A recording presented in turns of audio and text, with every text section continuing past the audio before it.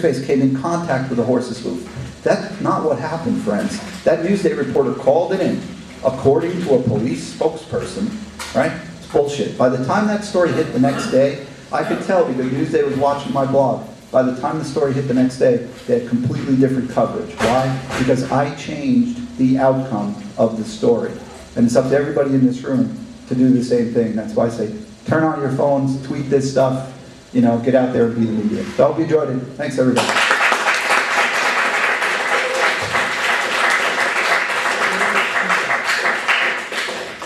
Would anybody like to ask Dave any other questions?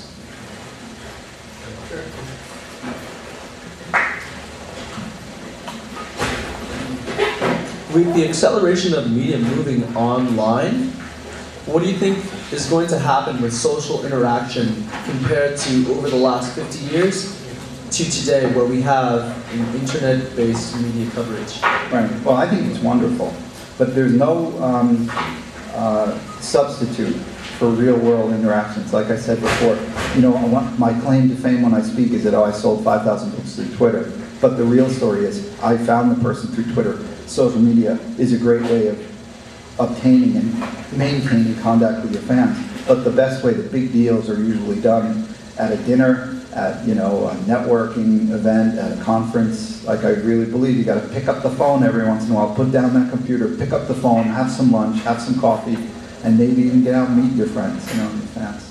Does that answer your question? Yes. Yeah. Yeah. My question now is, suppose several 100,000 people all do this, then we are all inundated in stuff. How do we separate the wheat from the chaff? Yeah, that's I go back to, you know, you are what you tweet, right? It's your message that matters. And when I find somebody who's tweeting, you know, what they had for lunch or something, I don't really pay attention.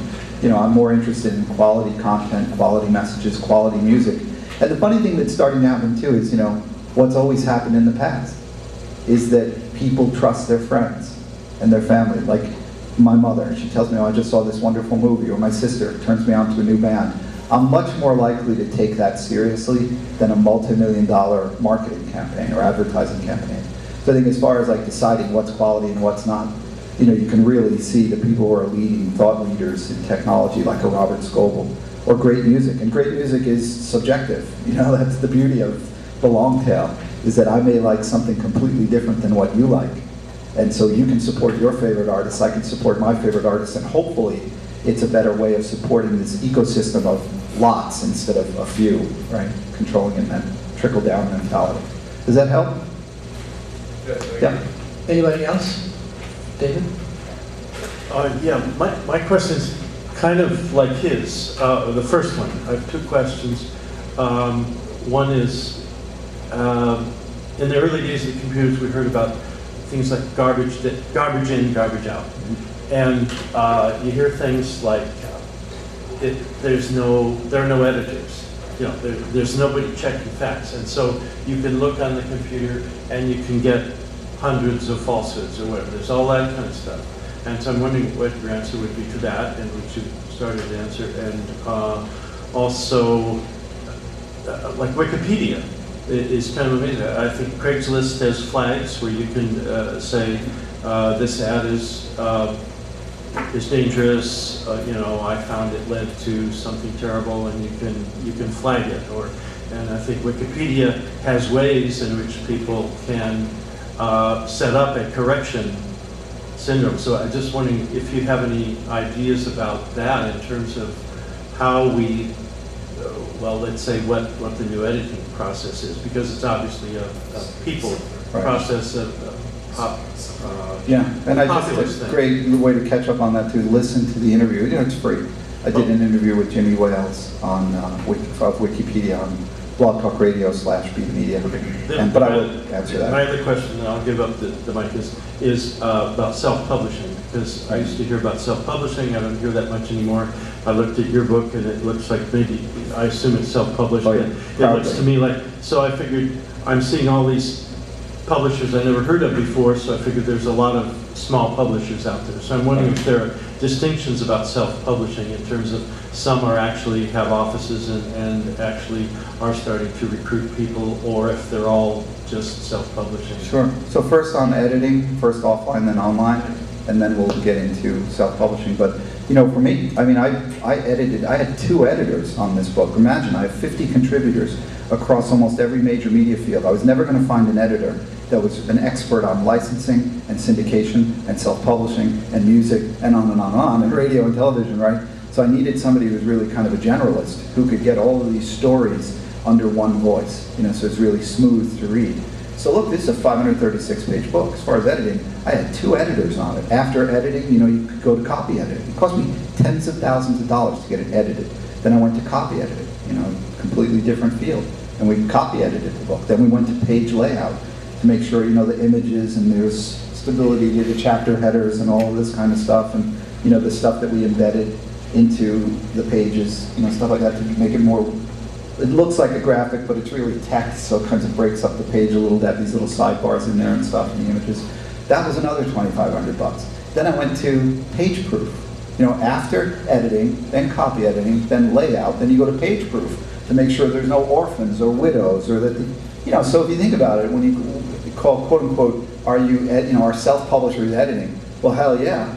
You know, it took me tens of thousands of dollars to make this book look like you just got it from Simon & Schuster. You can't tell them apart. It's got a quality cover, a quality spine. It's got flaps, which again increase the production value. It almost looks like a hardcover because I put French flaps in it. I didn't have to do this. I could have cut it like that, and it would have, you know, again, it's just basically a soft cover, but it now kind of looks like a hardcover. So I did a lot of things to improve production value. So you're going to tell when somebody hasn't hired editors and copy editors and layout people and page proofers, it's going to look like it. You know, so I think there's not a problem for editors these days. I think there's going to be a huge opportunity for independent editors to hang up their own shingle and help people put up their websites and their blogs and self-publish their books and PDFs.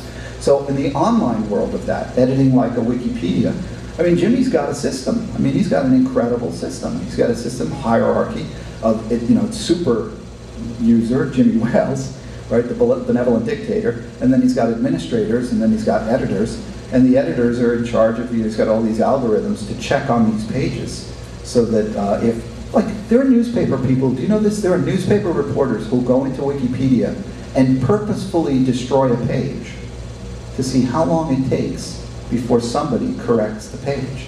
And it's usually like within, you know, minutes. It's almost like all this stuff is like self-correcting because he's built in systems to take care of it. So that's on editing side. You know, I think there are ways to take care of this, and I think there's a big opportunity for people who are quality editors.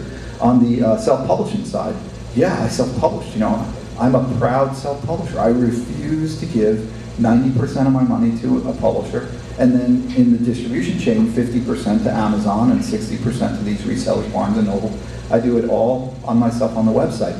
The stigma, I think, that used to be associated with self-publishing was really wrongly pointed at vanity publishing. Vanity is where you pay somebody and then you have to pay them to get the books, and you have 1,000 books in your basement. It's usually the CEO, retired CEO, you know, pays to get books done. But for me, I self-publish because $35 out of this book goes right in my pocket. You know, the whole price of the book goes right in the pocket. So, you know, to me, I'm preaching self-publishing, so I kind of had to do it. But I would say this, to sum up, the stigma shouldn't be that you self-published. The stigma today is that you did a major deal, that you signed on with a major publisher or a major label, because you're basically admitting that you got screwed, that you gave up most of your intellectual property and most of your royalties. So I think that's what's happening. It's not like it's my imagination or I would like it to happen. Look what's going on in music. Radiohead, they ditched their label. Madonna, she ditched her label for Live Nation, you know, a performance, a concert promoter. Trent Reznor ditched his label. So it's not like for independents anymore. The majors are dropping their labels because the labels aren't doing anything for them anyway, right? And the two things are tied together because I continue to find serious errors in books by major publishers. Right. You know, from 1950s or 60s right. to now or whatever. And Mickey could give you a dozen examples of, you know, stories that were wrong, you know, from the Bubble Boy hoax. So if you say, well, maybe I got it wrong when I was covering this stuff at Hofstra, what about CNN following the Bubble Boy for 2 hours? You know, it's ridiculous the distractions that they'll throw in our way, right? So even mainstream media makes mistakes. I find it always fascinating that people are always ready to point out the little errors in a self-published book, and yet you're right, there's textbooks out there that are ridiculously riddled with garbage. Authority versus populism. And just even to tag on to that, our book, Censored, is published by